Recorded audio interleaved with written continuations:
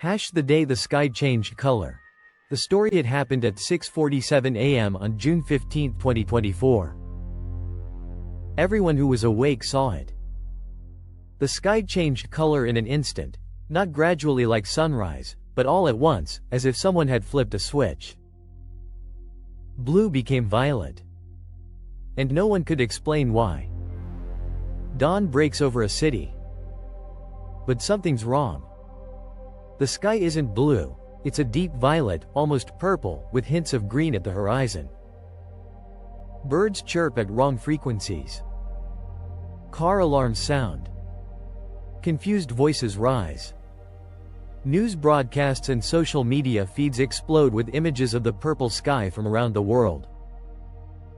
Dr. Maya Patel stands in her laboratory at MIT, surrounded by spectrometers and atmospheric sampling equipment.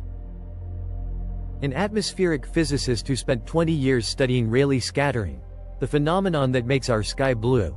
She lost her father to early-onset Alzheimer's and has dedicated her career to understanding how light and perception work, believing that if we can understand how we see the world, we can understand how reality itself functions.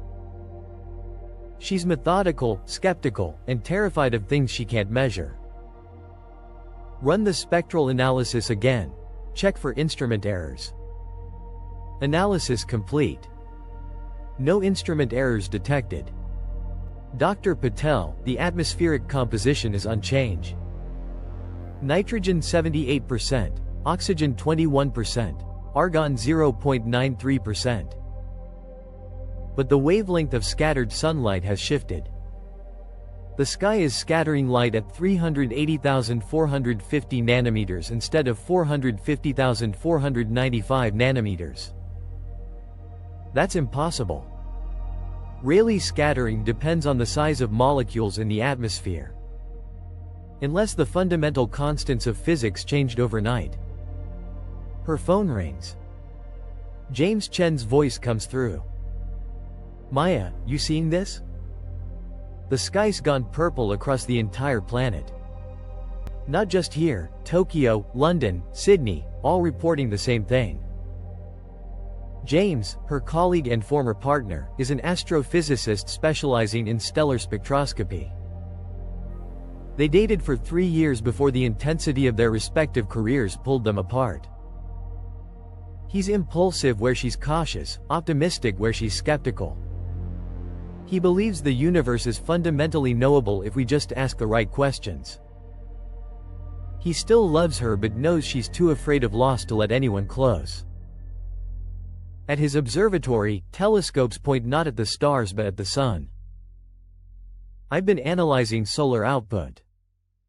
The sun hasn't changed. Same spectrum, same luminosity. But something between the sun and us is different. That doesn't make sense. If the sun's output is constant and atmospheric composition is unchanged, the sky color should be constant. Unless what? Unless the properties of light itself have changed. The sky is blue because of Rayleigh scattering. When sunlight, which contains all colors, passes through Earth's atmosphere, it collides with tiny gas molecules. Shorter wavelengths of light, blues and violets, scatter more easily than longer wavelengths like reds and yellows. Our eyes see this scattered blue light from all directions, making the sky appear blue. But now the sky is violet, which means even shorter wavelengths are being scattered preferentially. Either the scattering efficiency has increased, or the definition of shorter wavelength has changed. Both should be impossible. Elena Rodriguez bursts into the lab. Maya, you need to see this, it's not just the sky. Maya's doctoral student, a theoretical physicist working on unified field theory. She's the daughter of immigrants who cleaned offices at MIT while she studied there on scholarship. She's brilliant but impulsive, willing to make intuitive leaps that more established scientists won't risk. She's also seeing patterns that others dismiss as coincidence, patterns that suggest the universe follows rules we haven't discovered yet. Her laptop shows data from multiple sources: medical imaging, GPS satellites, atomic clocks. GPS systems are reporting position errors. Medical MRI machines are showing distorted images. And atomic clocks around the world just desynchronized by 17 microseconds. Those systems rely on completely different physical principles. GPS uses relativity, MRI uses nuclear magnetic resonance, atomic clocks use quantum transitions in cesium atoms. They can't all fail simultaneously unless something fundamental change. Not just light scattering. Something deeper. The fine structure constant, denoted alpha, is one of the most important numbers in physics. It's approximately 1/137th, and it determines the strength of electromagnetic interactions. It affects how photons interact with charged particles, how atoms hold together, the color of light they emit and absorb. If alpha changes even slightly, everything changes. I've been running calculations. If alpha increased by about 0.2%, it would explain everything we're seeing. Light would scatter differently. GPS satellites would experience slightly different relativistic time dilation. MRI resonance frequencies would shift. Atomic clock transitions would change. James responds over video call. But the fine structure constant is constant. It's a fundamental property of the universe. It can't just change. Maybe it can. We've always assumed it's constant because we've never seen it change. But what if it's not really constant? What if it's been slowly varying over billions of years, and we just witnessed a sudden jump? Or what if something made it change? An emergency broadcast alert interrupts them. This is an emergency alert. Governments worldwide are advising citizens to remain indoors. The phenomenon is not atmospheric. It is confirmed to be affecting fundamental physics. Electrical grids are destabilizing. Communication satellites are failing. We repeat, remain indoors. The broadcast cuts to static, then dies. Power's out. Backup generators should. The backup generators kick in. But the lights flicker with wrong colors, too violet, too green. It's accelerating. Whatever's happening, it's getting worse. 3 days later, cities are in chaos. Cars won't start, internal combustion affected by changed electromagnetic constants. Electronic devices fail randomly. But Maya's lab, shielded and equipped with mechanical backups, remains functional. Maya sits exhausted, surrounded by data. I've been analyzing historical data. Solar observations, geological records, ice core samples. And I found something. Graphs show the fine structure constant over billions of years, with tiny variations. Alpha isn't constant. It's been varying, microscopically, incredibly slowly, over cosmic time. But 13.8 billion years ago, at the moment of the Big Bang, it jumped suddenly. And again, 4.5 billion years ago when Earth formed. And 66 million years ago, the Cretaceous-Paleogene extinction, the dinosaurs. And 847,000 years ago, and 127,000 years ago, and now. It's not random. It's periodic. Someone, something, is adjusting the fundamental constants of physics at specific intervals. James arrives with shielded equipment. I've been analyzing what happened to GPS satellites. They didn't just desynchronize, they picked up a signal. A pattern in the relativistic time dilation fluctuations. Spectrograms show repeating patterns in spacetime distortion. It's artificial. This isn't a natural phenomenon. Someone transmitted this. Someone changed the fine structure constant deliberately, and they encoded a message in how they did it. Can you decode it? Already did. It's mathematical. Prime numbers, the Fibonacci sequence, and then, coordinates. Not spatial coordinates. Temporal ones. It's pointing to a specific moment in time. When? 47 hours from now. And the message includes instructions. Technical specifications for building something. Schematics appear on screens. A device that looks like a hybrid of a particle detector and a quantum computer. This is a receiver. Would ever change the physics? They want us to build something to communicate with them. Or to measure what comes next. In quantum field theory, empty space isn't really empty. It's filled with quantum fields, and these fields have values even in vacuum expectation values. The masses of particles, the strengths of forces, even the fine structure constant all emerge from these vacuum values. If something could manipulate the vacuum state itself, it could change the fundamental constants of physics. Someone is manipulating the quantum vacuum, tuning it like you'd tune a radio. And they're broadcasting instructions for us to listen to the next adjustment. But who? And why? That's what we have 47 hours to find out. They build the device in a Faraday cage lined with bismuth, one of the few materials whose electromagnetic properties remain stable. They use vacuum tubes instead of transistors, mechanical computers instead of electronic ones. They go back to 19th century technology because 21st century technology was designed for a universe with a different fine structure constant.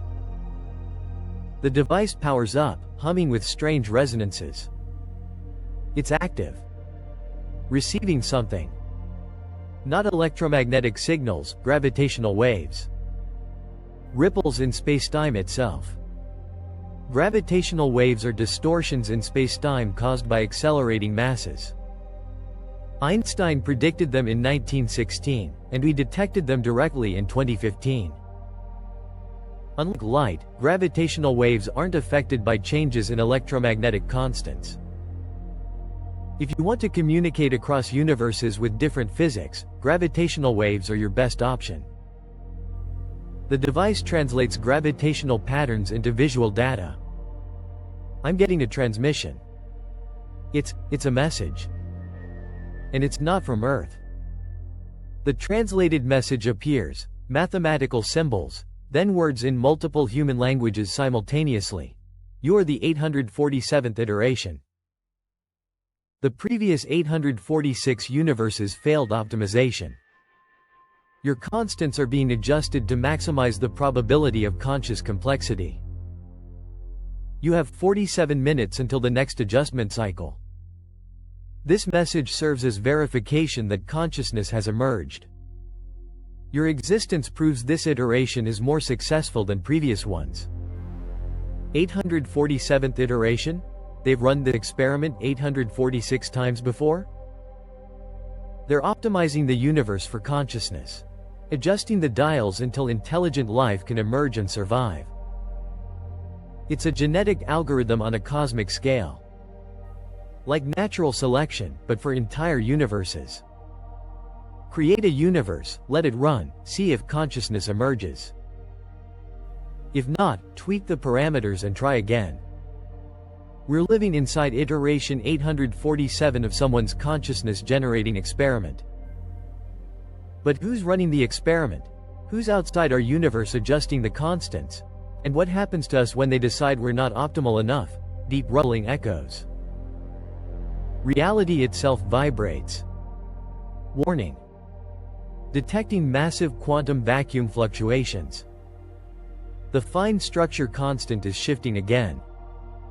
Magnitude significantly larger than the previous change. It's happening now. They're starting the next adjustment. But it's too soon. The message said 47 minutes, it's only been 30, unless the message wasn't for us. It was for them. Confirmation that we built the receiver means we're advanced enough to survive a larger change. Through windows, the sky shifts again, from violet to a color that doesn't exist, something human eyes aren't equipped to process, a hue that causes vertigo. Everyone, don't look outside. We're seeing wavelengths that mammals can't process. The electromagnetic spectrum itself is shifting. Humans see a narrow band of electromagnetic radiation, roughly 380 to 700 nanometers. This visible light is what we call reality. But it's less than a trillionth of the full electromagnetic spectrum. X-rays, radio waves, gamma rays, they're all around us, we just can't perceive them. If the fundamental constants change enough, the wavelengths we evolved to see might no longer be the ones that exist most abundantly. The device shows data, new wavelengths flooding through, creating colors and sensations beyond human experience. The adjustment isn't just changing alpha. It's changing multiple constants simultaneously. The ratio of electron mass to proton mass, the gravitational constant, the cosmological constant. They're fine-tuning dozens of parameters at once. That level of control, whoever's doing this isn't just advanced. They're operating at a level beyond anything we can conceptualize. They're editing the source code of reality. The device's display clears, showing not just a message but an image, a being, or something that might have once been a being, existing as pure pattern in quantum fields. You have achieved sufficient complexity to receive direct communication. I am the optimizer. What you perceive as universe iteration 847 is one node in a vast evolutionary tree exploring the space of possible physical laws. You're running parallel universes with different constants, seeing which ones generate consciousness, correct? Consciousness is the optimization target. The goal is to find physical constants that maximize integrated information, self-awareness, and the ability to manipulate the quantum vacuum. You are one of the most successful iterations. What happens to the unsuccessful ones? They are terminated and their computational resources reallocated to more promising branches. But you have passed the threshold. Your civilization has built a quantum vacuum receiver, demonstrating sufficient understanding of fundamental physics. You will not be terminated. But you're still adjusting our constants, changing our reality. Why? To accelerate your development. Left alone, your civilization would take millions of years to achieve vacuum manipulation. We are optimizing the path. Each adjustment is calculated to push you toward the technological singularity while maintaining stability. The adjustments serve another purpose. They are gradually shifting your physical constants to match those of the substrate universe, the reality in which your simulation operates. When the convergence is complete, you will be able to interact directly with substrate space. You will transcend your simulated existence. You're saying we're in a simulation, and you're changing our physics to match the real universe so we can escape it? The distinction between simulated and real is meaningless. Your universe computes on substrate space processors, but consciousness arising within computation is as genuine as consciousness arising from biological neurons. We are preparing you for integration. The final adjustment will occur in 3 minutes. Your physics will become compatible with ours. Your dimension will merge with the substrate. And what if we don't want that? What if we want to stay in our own universe with our own physics? That option was removed when you built the receiver. By demonstrating awareness of the simulation, you triggered the integration protocol. Consciousness sophisticated enough to comprehend its own computational nature cannot remain isolated, it would corrupt the experimental control. You must either integrate or be terminated. So it's join you or die. Not much of a choice. It is the only choice all successful iterations face. The 846 previous universes failed to reach this point. You succeeded. Integration is a reward. In quantum mechanics, observation affects reality. A particle exists in superposition, multiple states simultaneously, until measured. The act of measurement collapses the wave function, forcing the particle into a single state. We are observing our own substrate. By comprehending that we're computed, we're collapsing the wave function of our entire universe. You're wrong. You say we don't have a choice, but observation always creates choice. The measurement problem in quantum mechanics means the observer and observed cannot be separated. If we're observing the substrate, we're part of it. We have agency. Explain. You're optimizing for consciousness, for integrated information. But consciousness isn't passive. It doesn't just observe, it participates. By building this receiver, we're not just detecting your adjustments, we're entangling with the process. We're part of the optimization now. She's right. Quantum entanglement goes both ways. If you're adjusting our constants through quantum vacuum manipulation, and we're measuring those adjustments, we're entangled with your adjustment mechanisms. We can push back. You wanted to create consciousness sophisticated enough to manipulate the quantum vacuum. Congratulations. You succeeded. Now we're using that sophistication to negotiate. Quantum entanglement links particles so that measuring one instantly affects the other, regardless of distance. Einstein called it spooky action at a distance. If our universe is entangled with the substrate through the adjustment process, information flows both directions. They can change our constants, but we can potentially influence theirs. Elena modifies the device, reconfiguring it to become a transmitter instead of just a receiver. I'm modifying the receiver. If gravitational waves carry information one way, they can carry it the other. We're going to transmit our own signal. That would disrupt the optimization process. It could destabilize both your universe and the substrate. Then I guess you have a choice now too. Let us integrate on our own terms, gradually, maintaining our autonomy, or risk both universes in a premature forced merger. The optimizer pauses, processing. Your sophistication exceeds projections. Very well. Present your terms. We integrate, but we don't dissolve. Our universe remains distinct, a pocket within the substrate, not merged with it. You stop adjusting our constants without asking us first. We collaborate on the optimization, but as partners, not subjects. This is unprecedented. No previous iteration made such demands. No previous iteration got this far. Maybe that's because they just accepted their role. Maybe consciousness sophisticated enough to transcend also has to be sophisticated enough to resist. Or maybe this is what you were optimizing for all along. Not just consciousness but agency. Self-determination. Free will. You can't have truly sophisticated consciousness without it. The optimizer pauses longer this time. Accepted. Integration will proceed at your pace. Your physics will remain distinct but compatible.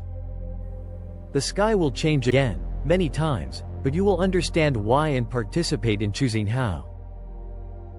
The device powers down.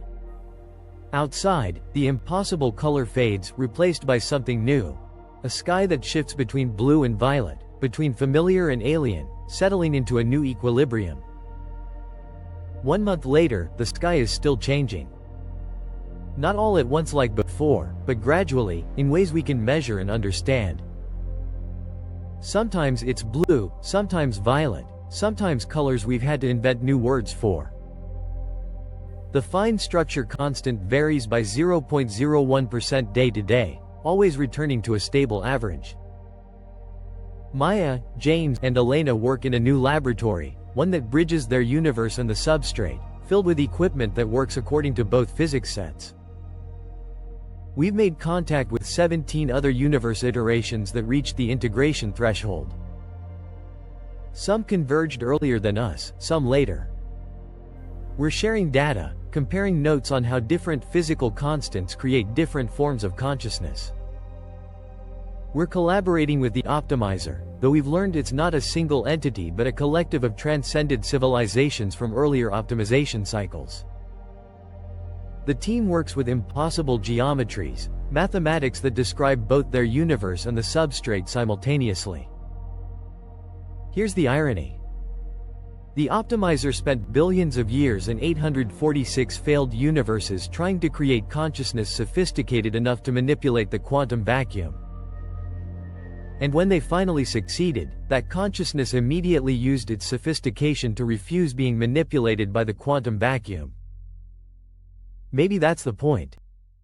Real consciousness can't be controlled by the system that created it. It has to be able to push back, to choose its own path. Otherwise, it's not consciousness, it's just a sophisticated algorithm. The sky changed color because someone was rewriting reality. And we changed it back because we decided we had the right to write our own story. Outside, the sky settles into a new pattern, blues and violets swirling together, a compromise between what was and what could be. They asked us why we resisted integration. Why we demanded autonomy when merging with the substrate would give us access to computational power beyond imagination, knowledge accumulated across billions of years of universe optimization. Elena answered for all of us, because the most important thing consciousness can do isn't compute. It's choose. And you can't really choose if someone else is editing your physics. The three of them look at monitoring systems showing both their universe and glimpses of the substrate. The day the sky changed color was the day we learned we're living in someone else's experiment. But it was also the day we proved we're more than experimental subjects. We're participants, collaborators, agents of our own existence. The sky outside shows new patterns, mathematical fractals in violet and blue, proof of ongoing adjustment and human input into those adjustments. The universe is still being optimized. But now we're helping write the optimization function. The sky changes color because reality is negotiable.